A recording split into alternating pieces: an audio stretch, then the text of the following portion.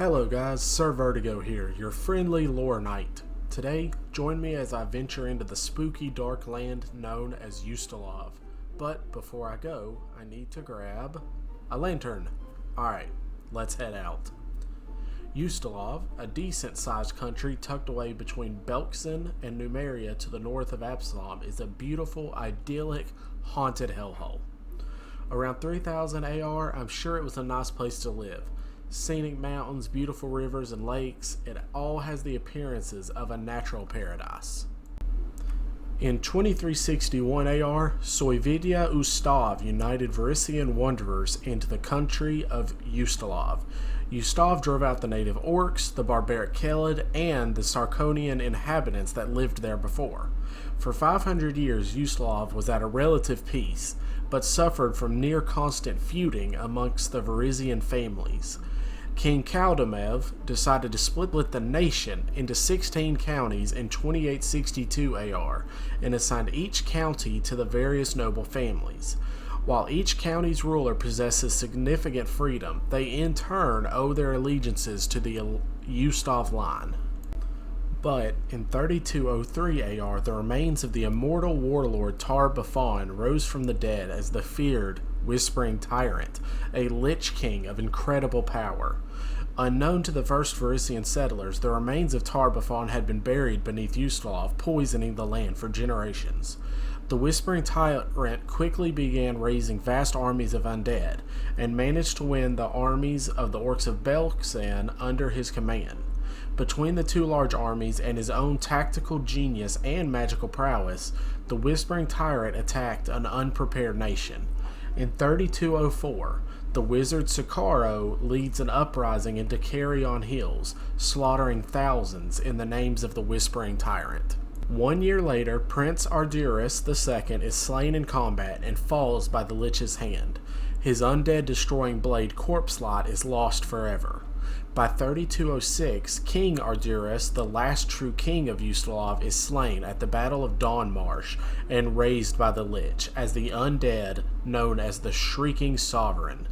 He precedes the tyrant's legions into Ardurus and hangs himself from the palace towers. In 3 short years, the whole country goes to hell. A Lich has risen from the dead, the crown prince and ruling king are murdered, and the royal bloodline has ended. The Lich has taken over and quickly run rampant across Yustelov with an orc and undead army. But he couldn't have ruled that long, right? He ruled for 600 years. 600 long years of undead and tyranny. Fast forward to 3801 AR, the Shining Crusade begins. A joint army consisting of Taldorian soldiers, the dwarves of Kragerdan, and the Knights of Ozim secure a beachhead in Vontiel. 3827 AR, the Whispering Tyrant is imprisoned in Gallowspire by the Shining Crusade, and Yustelov is returned to its people.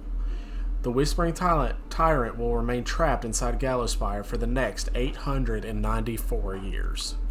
From 3832 to 3834 AR, the country searches for any surviving noble lines, ending when Andretos or Dranti becomes the first prince of the newly restored immortal Principality of Eustolov. A lot happens over the next 780 years, including a mysterious castle known as Bastard Hall that falls to a strange curse, causing a lone black coach to set out from the castle every so often, snatching innocent civilians at random. A plague sweeps through Kovpesta, killing hundreds. The first victim of the notorious murderer Dr. D is found dead in Calyphus. 4 more victims are found killed in similar ways in the following months, with killings regularly appearing until present day, 120 years after the original murder. In 4690 AR, Dr. Henry Moritz is murdered by his secret creation, a monstrous amalgamation of corpses and monster parts given a natural life. This beast will go on to become the mythical beast of Lepidstadt. In 4705 AR, over a dozen citizens are murdered, supposedly killed by the beast. In 4719, a mere 2 years ago, the Whispering Tyrant fired a secret super weapon of his, destroying and ultimately freeing himself from Gallowspire. Yustelov is defined by three main regions: Soyvoda, the Palatinates, and Virlich. The largest of these regions is Soyvoda, which includes the current 9 counties of Yustelov: Amons, Ardil, Barstoy, Calyphus, Ordronto, Cenaria, Olkazar, Varno, and Versix. These counties are ruled over by a noble family, each bearing the inherited title of Count. This count is able to govern as he sees fit, with all lesser noble houses and the peasants swearing fealty to the lord, second only to the crown prince of Yustelov. With this independence, the counties harbor generations-old rivalries that often lead to bickering or armed disputes, such as the war without rivals between Argyll and Barstoy. The northwestern third of Yustelov holds the lands now known as the Palatinates: Canterwall, Lorzeri, and Violland. 50 years ago, dissatisfaction with the rulers of these 3 counties led to their people rising in a brief and largely bloodless revolution, putting an end to the inherited rulership of these 3 counties. Within these lands, the lords have been replaced with a ruling council with the same responsibilities that the previous counts had held. While they have gained a government free of century-old rivalries and self-serving agendas, they now suffer the nobles of the other counties taking offense at the commoners that sit upon the council. The last region, Virlich, owes fealty to no lord, as it has no government. Tainted by foul magic and the curse of undeath, only outcasts, undead from the gravelands, and servants of the Whispering Tyrant are the only beings that dare enter the region. I will detail each of the counties from here, and give examples of what it would be like to live in the region and other examples, and adventure hooks will be found in the accompanying Game Master video.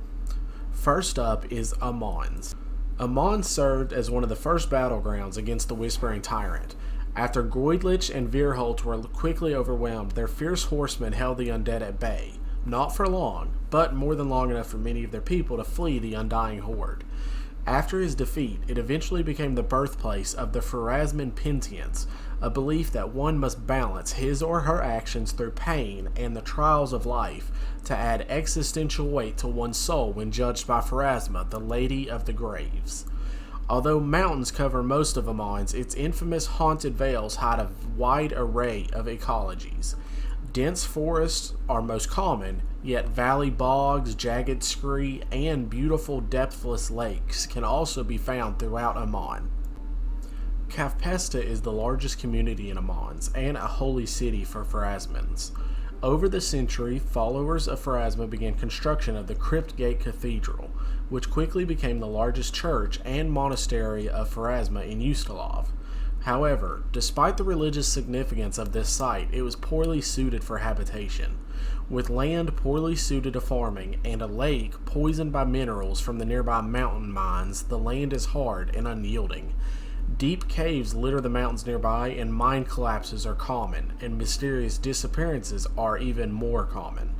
But most deadly of all are the plagues that seem to boil up from Lake Kavpesta once a generation and sweep through the city like a wildfire.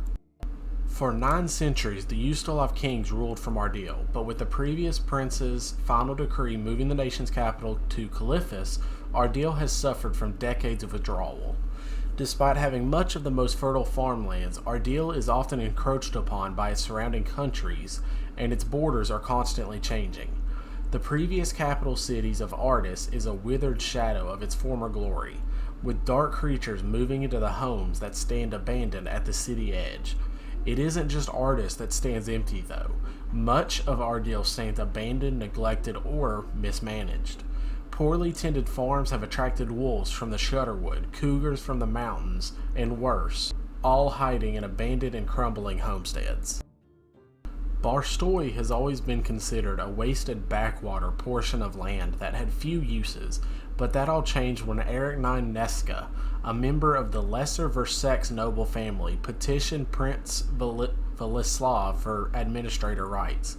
He swiftly implemented massive social projects in the region, and mountains of rock were moved, Pharasman monasteries were constructed, barbarians, goblins, and drakes were slain, and mercenaries gained titles as knights of the land. Exploration into the pits and caves riddling the county revealed a wealth of salt in the mountains, and Nesca was quickly bestowed the permanent title of Count. However, true power quickly changed the Count. His grip on the county tightened, and his already strict laws began to shift to moral sanctions, an absolute forbiddance of arcane magic, and the forced worship of Pharasma. His punishments for deviancy were harsh from the onset, but as the Count aged, his punishments shifted to a single punishment for all and every crime: death. In 4687 AR, Nesca ignited a civil war that raged between Barstoy and Ardil, reducing the once rich region of Furkina into a trench-riddled wasteland known as the Furrows. Calyphus is the new capital of Yustelov, and while many had hoped this would bring about new prestige and influence, which it admittedly did, it also brought scores of nobles who sought more and more thrills, savagely exploiting the poor of the county. The cities grew more and more crowded, and disease of body and mind are rampant.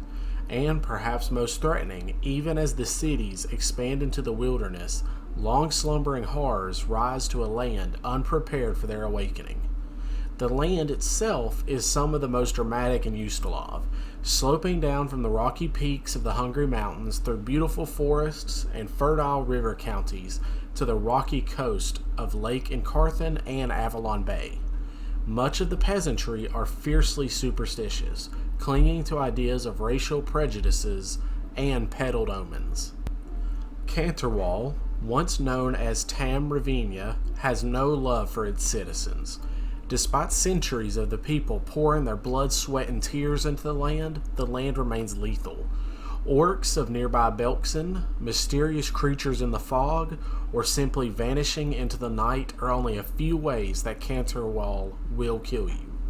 For a few short years, Lastwall shared in the burden of defending the border, but as of 4721, with the Whispering Tyrant free once more and Lastwall destroyed, it is now again upon Canterwall to protect the border. The people here are constantly waiting for the day the guard will fail, and their ancient enemies will come pouring across their land, killing and raiding as they go. Lozeri is the land of the hunter. Much of this county is taken by the Shutterwood, a fearsome forest where beasts are around every corner, and meeting a man amongst the trees is even worse than running into one of its many monsters. Here the hunter's maxim holds a sinister truth: by moonlight all men cast the shadows of beasts. The people of Lozeri especially are hardy people, and it's rare to meet a citizen that doesn't bear scars of some sort from a run-in with a beast or two. To the north, Odronto guards against the exiled Kelids, a race of barbarians who had lived in Yustelov long before it became known as Yustelov. When Soyvoda Ustav united the land and formed Yustelov, he fought the Kelids for decades until they eventually retreated to Sarkosis in the north. To guard their passage back, castles were built along the border, and there they still sit, watching for any signs of the Kelids' return. With the Kelids pushed back over the years, what were once border castles now sit abandoned in the middle of Yustelov territory, miles from what is the present-day border. These fortresses have attracted all manners of dark beings, and they are typically avoided by common folks. Nowadays, the castles that are on the border guard against the demons resulting from the Whirlwind more than the barbarians. Cenaria is a swampy marsh of a land, with many Kelids and Varisians hiding in its gnarled trees. After generations of hiding in the land, they have become known as Leech Folk, or Swampers. Fueled by old beliefs and occult rituals, mystics attempt dark spells to renew blood pacts of old, but even more concerning, some have even succeeded. Cenaria is a land of gnarled trees and veils of hanging moss, but does eventually give way to meandering streams, scattered ponds, and wet grasslands. Predictable rain creates vast floodplains where rice, cotton, mustard, and olives grow in abundance. While Amons claims all areas but the top of the Hungry Mountains, Olkazar calls the jagged spires, treacherous goat trails, and freezing winds home. There, a prison citadel sits, a county in name only. Intended to hold Nui Livso Yustov, the second cousin of the founder of Eustolov, for betraying the first king to the Kelids, He was supposedly left to starve in the mountain peaks. In the centuries since, the mountains have changed little, and few communities in the mountains peak reach sizes large enough to even be considered villages. Food is scarce, and warmth even scarcer the higher you travel, and it is truly a hardy person to be able to survive in Ukazar. Varno is an old land that embraces its traditions, reveling in the arts of old, including the power within cards, song, and blood. Rolling orchards take up much of Varno, with a smattering of forests that hide the few scant predators in the region. Unlike much of Yustelov, the biggest threat isn't the wolf or the monster in the dark, but the neighbor down the road. The people of Varno live by the Varisian maxim, welcome your sister, but never let her keep her knife. Even family and friends are not exempt from paranoia and scorn here. Versex sits atop a series of ley lines, and as such is a prime spot for those seeking to commune with forces both esoteric and occult.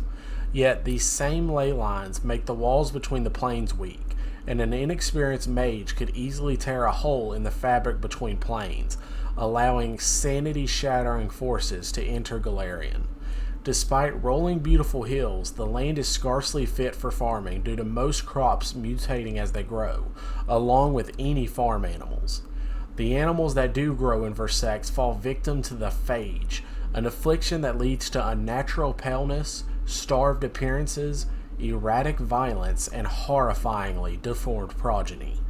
This county breeds a stiff private people, shackled by generations of reservation and the belief that good folk don't meddle in the affairs of their neighbors.